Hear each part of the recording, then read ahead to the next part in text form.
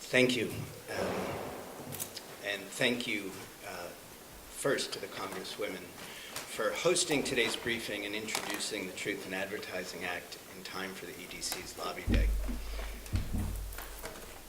If anyone here knows what a broken heart feels like, you know how I felt last week when, as I was putting my daughter to bed, and apropos to nothing, she asked me if I thought she was ugly.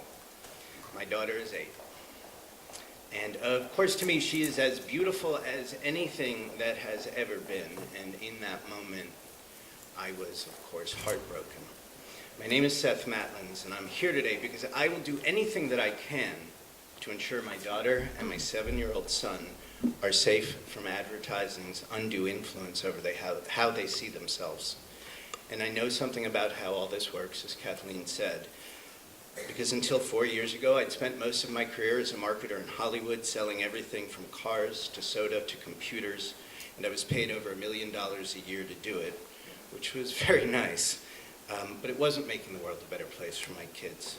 And around that time, I read about a member of the British Parliament who'd taken down Lancome billboards in London because she considered the image on them of Julia Roberts so photoshopped that they were deceptive, damaging, and created a false and unrealistic expectation of what women could and should look like. And so down they came, and in that moment I began wondering, who in our government was doing likewise? Who was looking out and looking to protect my children from the indisputable and direct link between false and unrealistic expectations from these photoshopped ads and the health consequences that I knew they caused? Not seeing anyone doing anything then, I started to with my wife, and now 2.5 years later, here we all are to talk about HR 4341, the Truth in Advertising Act.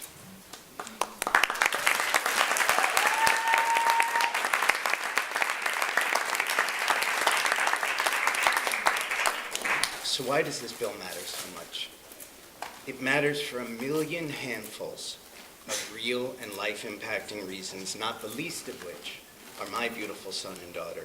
Truth in advertising matters because everyone in this room is someone or knows someone who has felt less than about themselves after seeing one, let alone the hundreds of thousands of these ads that we have seen. And as a father, I am not okay with this. And I am not okay to what it has done to generations and threatens to do to my children. Truth in advertising matters because advertising's industries-wide practice of routinely and materially misrepresenting the appearance of the people in them is 3 things. It is deceptive, it is directly linked to consumer health and economic damages across every demographic and voter segment, but in particular, children, girls, and women. And thirdly, it is directly responsible for influencing consumer purchase decisions and adds all kinds of costs to the dollars taken out of our pockets. But let's be clear, this is not an anti-advertising bill. It is a truth in advertising bill. And let's also be clear, this is not a First Amendment issue. It is a consumer protection and health issue. But let me be equally clear. These ads are deceptive and they are damaging. They are weapons of mass perfection, inflicting harm on far too many for far too long just to sell us something. And we need truth in advertising because ads sell more than products. They sell attitudes, values, image, identity, and expectation, all in order to sell products. Our concern here is not with ads photoshopping a blue sky bluer or cleaning up flyaway hair. Those are immaterial changes that cause no harm. We're concerned, however, with ads that take someone and change them into someone they are not. We are concerned with ads that change Kim Kardashian's body into Miley Cyrus's. We are concerned with ads that would put a six-pack on my stomach. It does not have one. We are concerned with ads that put a thigh gap on a model who does not have one, as you can see in the Target ad from just recently. We're concerned with images that alter, erase, and misrepresent the shape, size, proportion, and color of the people in them for the sole purpose of persuading you directly and indirectly to buy something. Truth in advertising matters because in 2014, like never before, please. Thank you. Everybody, Kathy has one too. Yes. Oh, all right.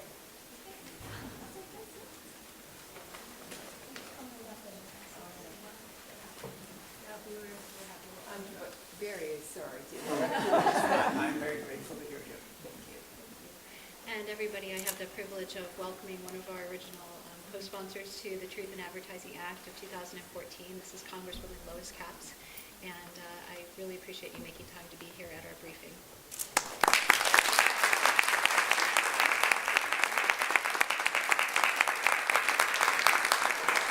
Again, my apologies. I just came from another hearing, but Kathleen McDonald, thank you very much for your introduction, and my hat's off to my colleague, Representative Ross Layton, and we've worked together on other legislation, and we have an interesting, we come from coastal states. Hers is Florida, mine is the Central Coast of California, so we do some environmental work together.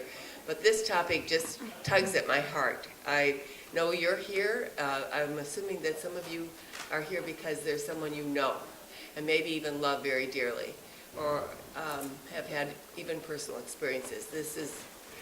This situation is an epidemic on many college campuses and in many high schools, and there are literally millions of Americans struggling with an eating disorder. So I salute this coalition for your courage and for forging ahead. In some ways, I think it's all somewhat new territory to build this coalition. We must do so much more to increase public awareness about diagnosis, prevention, and treatment. I come from a history of public health nursing. Before I came to Congress, I was a school nurse. And body image, I saw it with my own kids.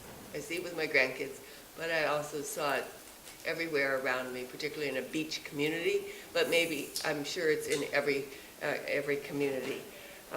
One critical step we can take is to promote positive body image.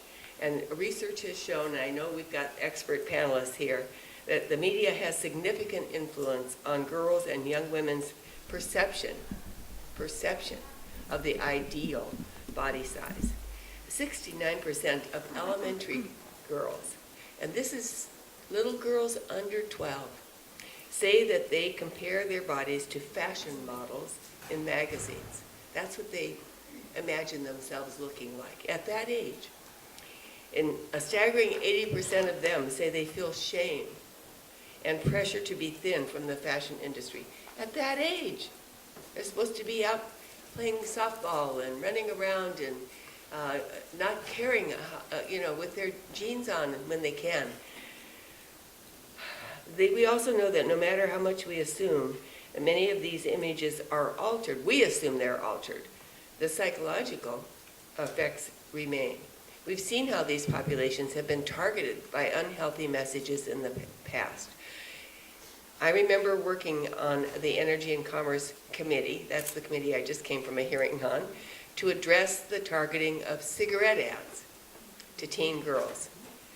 That became a whole campaign, but it was appalling for me to discover how blatant it was, and it's very similar. And just as we witnessed with cigarette advertisements targeting young women, fashion advertisements portray a twisted ideal of beauty in so many instances. And that's why I'm so pleased that my friend, Representative Ross Layton, has joined me in introducing the Truth in Advertising Act. It's a